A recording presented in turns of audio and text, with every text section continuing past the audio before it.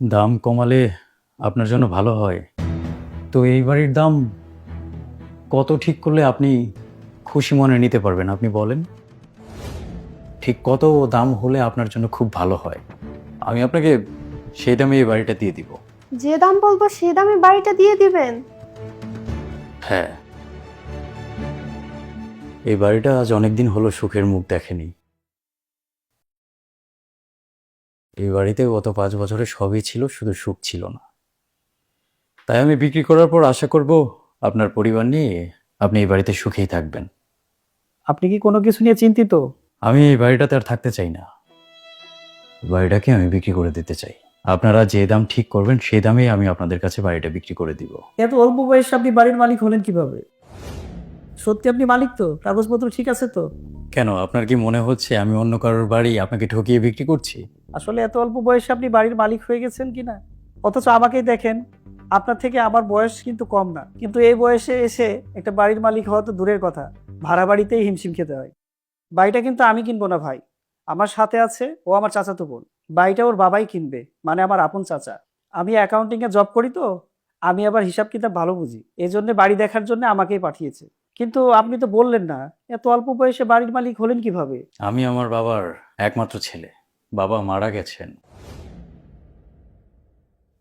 তাই আমি বাড়ির মালিক।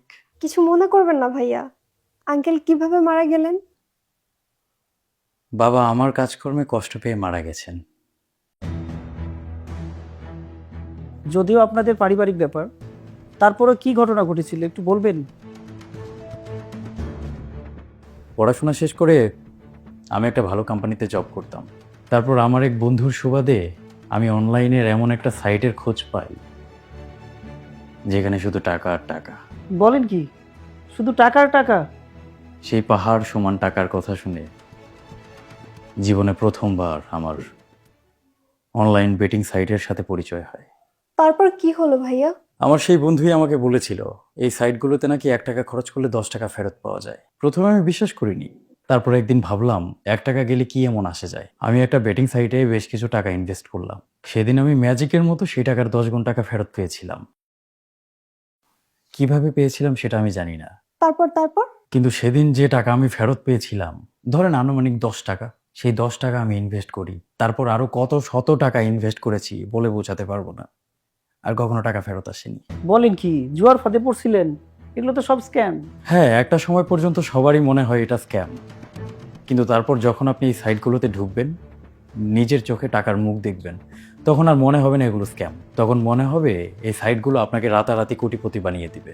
আর সেই লোভ হয়তো সামলাতে পারাটা অনেক কঠিন। তারপর কি হলো ভাইয়া? তো প্রথম প্রথম আমারও মনে হয়েছিল আমি খুব অল্প সময়ের মধ্যে কোটিপতি হতে যাচ্ছি, এত টাকার মালিক হয়ে যাব অল্প সময়ের মধ্যে। লোভটাকে সামলাতে পারিনি।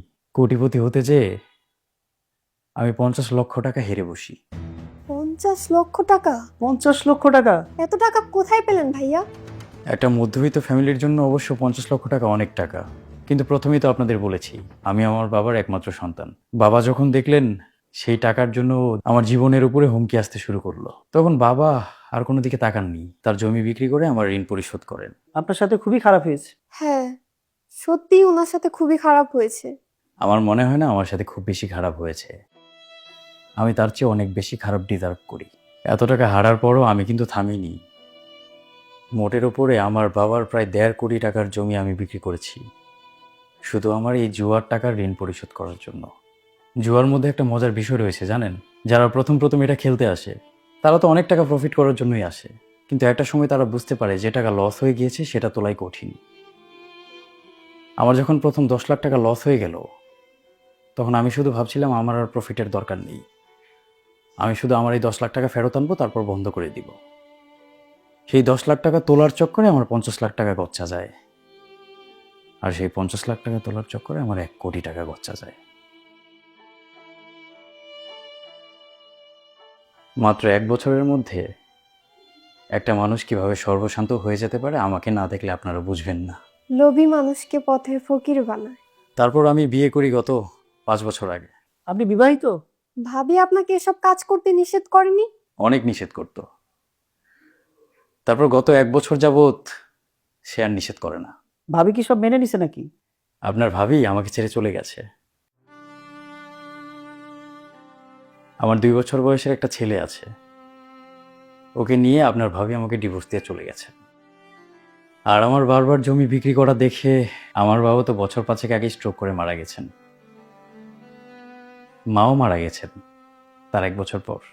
মা যে বাবার শোকেই মারা গেছেন সেটা আর কেউ না জানলেও আমি জানি। তারপর আমার স্ত্রী আমার সন্তানকে নিয়ে আমাকে ছেড়ে চলে গেল। গত 1 বছরে আমি নিজেকে সামলানোর অনেক চেষ্টা করেছি, আবারও ঘুরে দাঁড়াতে চেয়েছি, কিন্তু পারিনি। এই বাড়িতেই আমার জন্ম হয়েছিল, ভেবেছিলাম এই বাড়িতেই আমার মৃত্যু হবে। কিন্তু এখন যখন এই বাড়ির দিকে তাকাই, আমি হাহাকার ছাড়া আর কিছু দেখতে পাই না। একটা সময় পর্যন্ত আমি এই বাড়িটাকে ছাড়তে চাইতাম না, কিন্তু তারপর যখন দেখলাম আমার কার্যকলাপের জন্য এই বাড়িটা একটা কবরস্থানে পরিণত হয়েছে, তখন সব কিছু ছেড়ে আমার চলে যাওয়া ছাড়া আর কোনো পথ নেই। তাহলে এই জন্যই বাড়িটা আপনি বিক্রি করতে চান? আমি শুধু বাড়ি বিক্রি করতে চাচ্ছি তা না, আমি এই দেশ ছেড়েই চলে যাব। দেশ ছেড়ে যাবেন কেন ভাইয়া? আপনার কাছে কি মানুষ এখনো টাকা পায়? আচ্ছা, আপনি কি পালিয়ে চলে যাচ্ছেন? না, আমার কাছে এখন আর কেউ টাকা পায় না, কারণ আমি অনলাইন বেটিং বন্ধ করেছি প্রায় 1 বছরের উপরে। যত ঋণ ছিল আমি সব পরিশোধও করেছি, কিন্তু জীবন থেকে এর মাঝে যা হারিয়ে গেছে সেটা আর কখনো পূরণ করতে পারবো না। আমার আত্মীয় স্বজনরা আমার আশেপাশে আছেন, তারা নানান ধরনের কথা বলেন। বাবা মায়ের মৃত্যুর জন্য আমি দায়ী সেটা আমিও মানি, তেমনি তারাও মানেন। তাদের চোখের দিকে তাকাতে লজ্জা বোধ হয়। তাই আসলে আমি এই দেশে থেকে এই মানুষগুলোর সামনে আর পড়তে চাই না। আপনি দেশ ছেড়ে কোন দেশে যাবেন? আমারও খুব জানতে ইচ্ছে করছে, আপনি কোন দেশে যাবেন?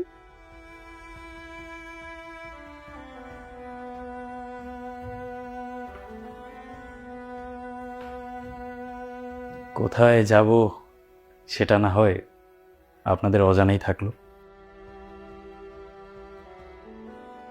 কারণ আমি এখন আমার এই জীবন নিয়ে কোথায় যাব সেটা আমি আর আমার আল্লাহ ছাড়া কাউকে জানাতে চাই না।